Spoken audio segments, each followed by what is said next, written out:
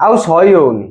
ओडिशार जो जिलार खबर आड़ब आज्ञा दुष्कर्म राहाजानी गंडगोल मारपिट हणाकटा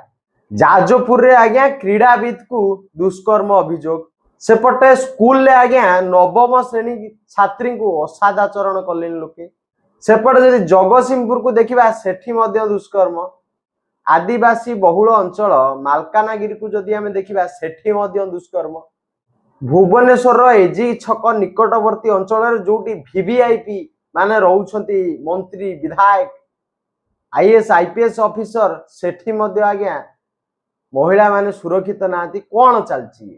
कहा ये व्यवस्था कौ लोकटा को आपण सुरक्षा दौरान राज्य पुलिस को मु प्रश्न पचार चाहूँगी मु तो प्रशंसा करे आमे जिते पर्वपर्वाणी रे बुलुथु सेतबले पुलिस भाई माने निज फैमिली को भूली आमको सुरक्षा दौले एवं वर्तमान आम ओडिशावासी असुरक्षित हे भगवान आपण ही न्याय देवाई धरा पृष्ठ को तो आसतु।